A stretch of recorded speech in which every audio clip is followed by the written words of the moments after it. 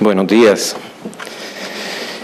Primero que todo quisiera aprovechar la oportunidad, como siempre lo hago, para agradecer a Dios por el don de la vida y para agradecer a la comisión organizadora por hacer posible un simposio de esta envergadura, como nunca hemos visto uno en Costa Rica, sin temor a equivocarme.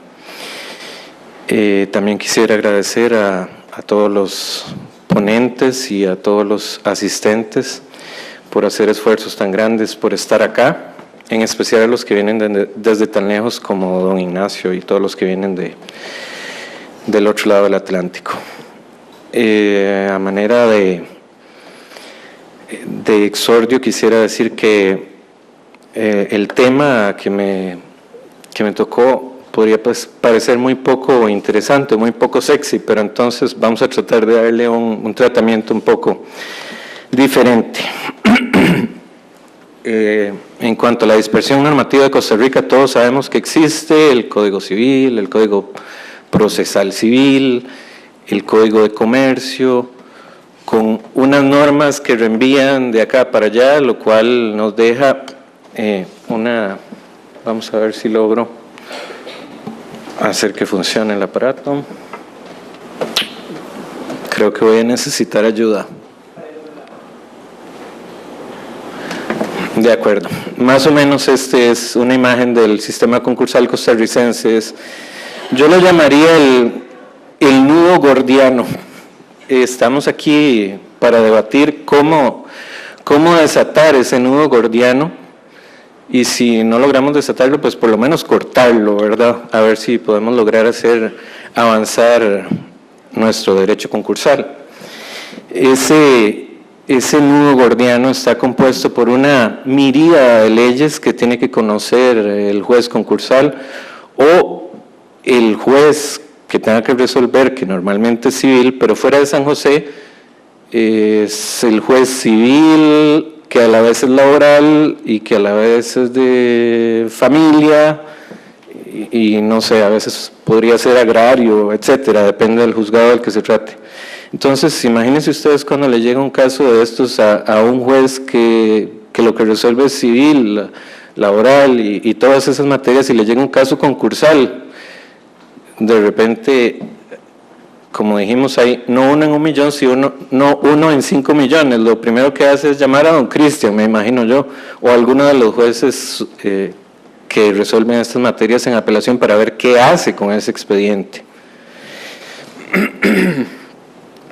Entonces, si bien es cierto, nuestro derecho hace más de 20 años está igual, pues no es que no hemos hecho nada o no hemos tratado de hacer nada. Tenemos que ha habido unos intentos de reforma. La ley le solicitó al doctor Francisco Luis Vargas en 1999 que hiciera un proyecto la parte concursal del proyecto de Código Procesal General, que como vemos la primera fue en 1999 y después fue evolucionando con observaciones de la Asociación Costarricense de la Judicatura, etcétera, y hubo varias versiones, ahí las tenemos, pero ninguna de ellas fructificó.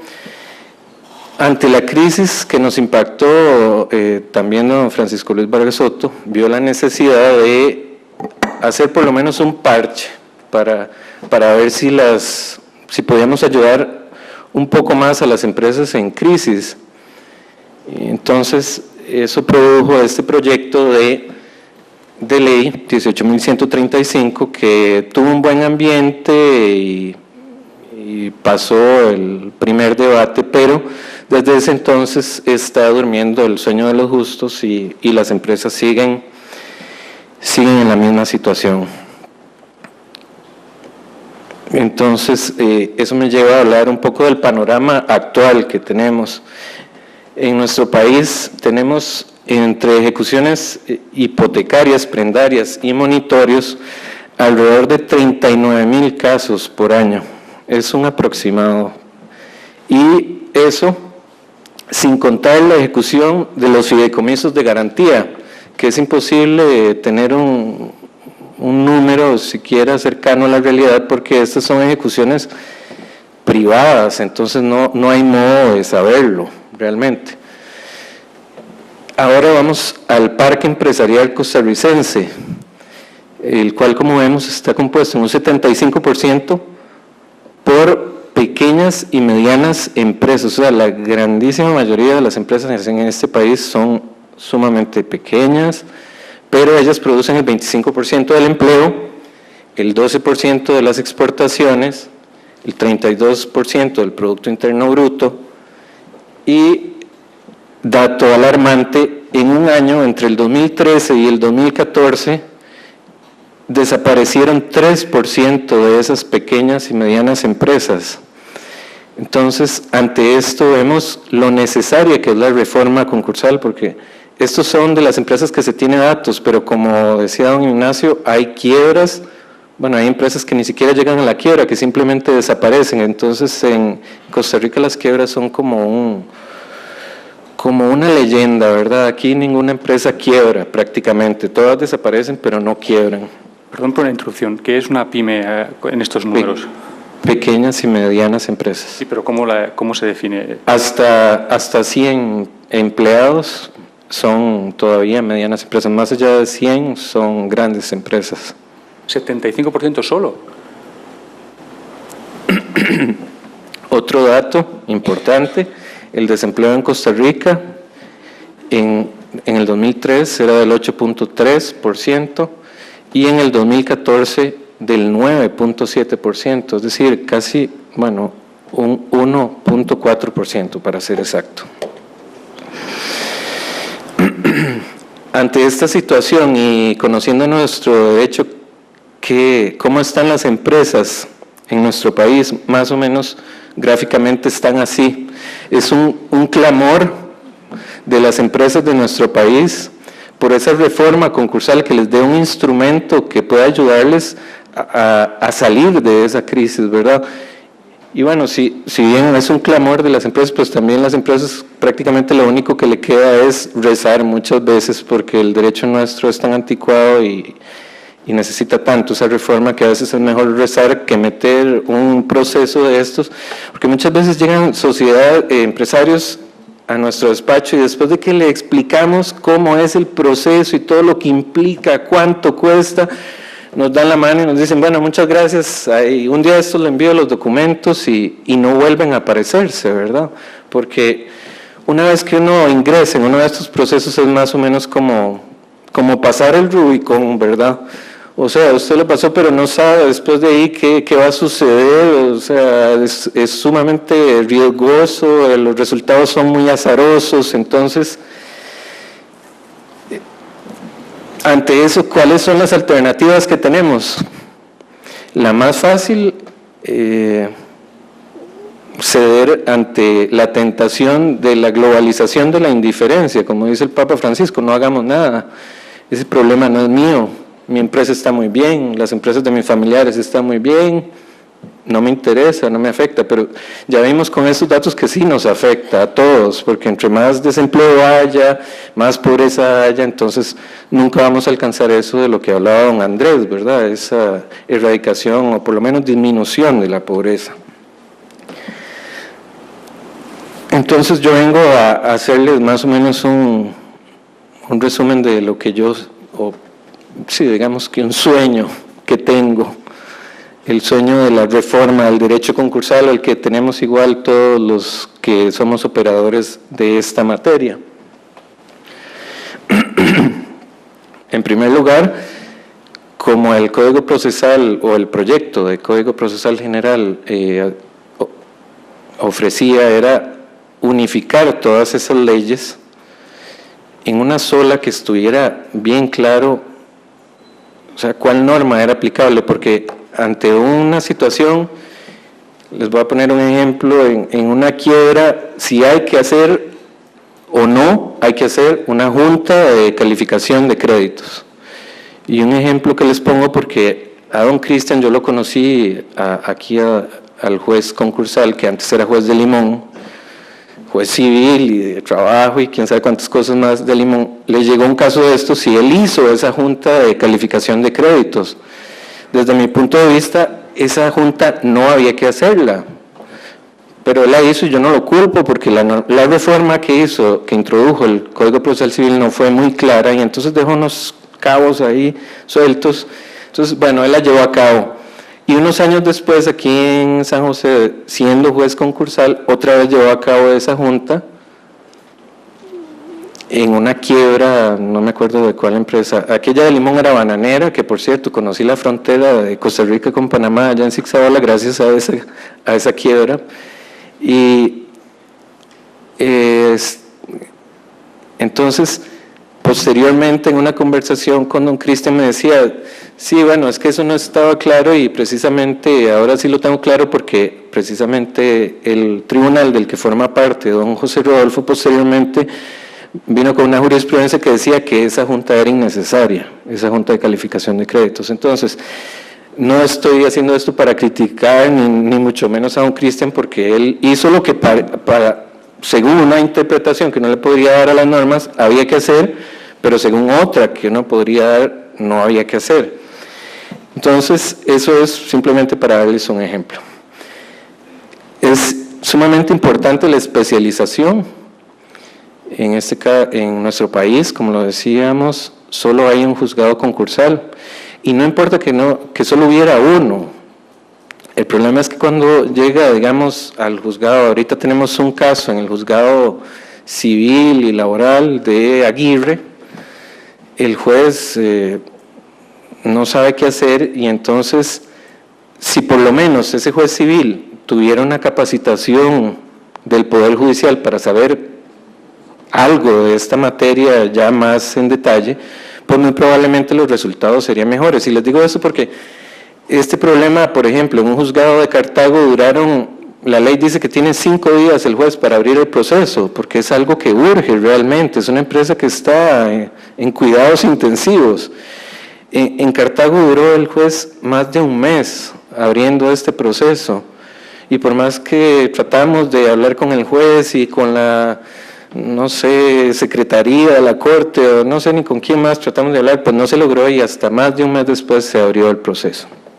Esto es sumamente triste y alarmante, y eso no aplica solo para los jueces, sino también para los curadores, para los litigantes, etcétera, etcétera. Pero es muy difícil especializarse o tener un conocimiento más allá de lo normal si en nuestro país el derecho concursal es del que menos se habla. Es más, usted le dice a alguien en la calle algo de esto, hasta abogados, ¿y qué era eso, el derecho concursal? Porque aquí ninguna empresa quiebra. Y menos se salva por medio de uno de estos casos, salvo algunos muy sonados, digamos, como Lagner y Sáenz, que es como el más conocido, que aquí tenemos a don Alfredo, que fue Alfredo Bolaños, que fue el curador de ese proceso. Y ese es, o bueno, otro que llevamos nosotros de periféricos, que ahora se llama perimercados, pero si no, realmente muy pocas personas conocen de estos procesos. El proyecto ese del que les hablaba de 1999 trataba de darle un enfoque mediante una primera etapa que era de conciliación. En esta etapa se nombraba un conciliador y estaba aparejado una suspensión de las ejecuciones, pero no era propiamente el proceso. Entonces, si se llegaba a un acuerdo, eso se podía homologar. Y si no se llegaba al acuerdo, entonces, si la empresa se consideraba que era viable, se podía ir a otra etapa que era ya judicial, ahí sí, con un curador como lo conocemos, o como un síndico, como lo llaman en otros países. Y entonces ahí, si no se lograban las mayorías, incluso existía la posibilidad de homologarlo e imponerlo. La creación del registro único, esto pues no tiene que ser necesaria la creación de ese registro, sino eso u otra cosa que resuelva este problema que tenemos en cuanto a la paralización de las ejecuciones. Y es que una vez que se abre el proceso, o antes de abrirse, perdón, porque los acreedores reciben un aviso de que se solicitó la apertura de este proceso antes de que se abra el proceso. Es un requisito enviárselo. Entonces, ¿qué es lo que sucede? Todos salen corriendo a presentar las ejecuciones y el que corre más es el que logra embargar algo. Y esto es muy grave porque, por ejemplo, en el caso de Tienda La Gloria, le embargaron una cuenta en la cual se quedaron congelados ahí unos fondos y eso casi le produce la quiebra de esta empresa. Entonces es sumamente importante.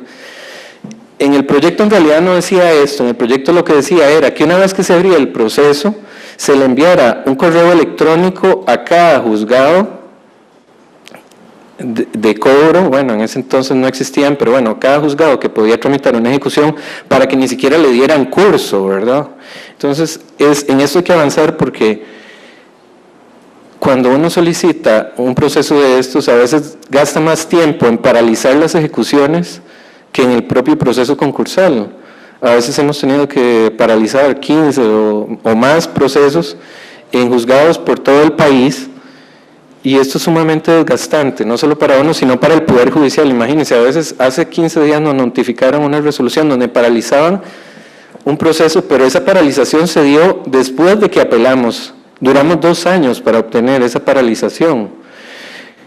Eso les da una idea de lo urgente que es resolver ese problema, porque la norma nuestra dice que se paralizan las ejecuciones, pero aquellas que no existen al momento de presentar el convenio o como se llama el proceso preventivo, ni siquiera debería dárseles curso para no tener después que ir a solicitar una paralización. Las medidas cautelares son importantísimas. Por ejemplo, se abre el proceso y en un caso de un hotel nos pasó que tributación le hizo una prevención de cierre. Entonces, ¿cómo es posible que si la empresa tiene el derecho de no pagar durante la tramitación del proceso, que venga por medio de una competencia administrativa otra institución del Estado a cerrar la empresa? Es decir, el mismo Estado que da los procesos preventivos es el que por otro lado le da la estocada a la empresa. Por eso es sumamente urgente que haya esta modificación también. Herramientas para la liquidación, bueno, a eso no me voy a extender mucho, es obvio que las liquidaciones duran años, en el despacho hemos llevado quiebras que han durado 15 años, con bodegaje para proteger basura, básicamente, porque imagínense una maquinaria ahí 15 años guardada, tenemos que expeditar esas liquidaciones. Este fondo es sumamente importante porque hay curadores que cuando les notifican el nombramiento en un proceso, no aceptan el nombramiento porque tienen que pagar de su propia bolsa los edictos, los mandamientos, a veces la bodega, el guarda. Entonces tiene que haber un fondo que haga que los curadores tengan realmente un interés. Y bueno, por otra parte, el curador que no acepta, hay una norma que dice que debería removerse de esa lista. Entonces cumplamos con esa normativa. Si uno ya es curador y le toca pagar todo eso, pues ni modo, habrá que pagarlo. Y si no, realmente cumplamos esa normativa, removamos al curador de la lista. Más o menos queríamos llegar a esto. Al principio teníamos un nudo gordiano y los procesos concursales pueden ser enredados, pero porque hay muchas personas que convergen y que tienen distintas categorías, pero podemos hacerlo de una forma ordenada y que sea más eficiente. Perdón, me faltó un punto: disociar la suerte del empresario de aquella de la empresa. Es decir, a veces hay una norma en Costa Rica que dice que si el empresario o el administrador tuvo dolo o alguna, entonces hay que declararle la quiebra. Entonces es muy importante disociar esas dos cosas, porque una cosa es la empresa y otra cosa es el empresario. Si el empresario es un estafador, pues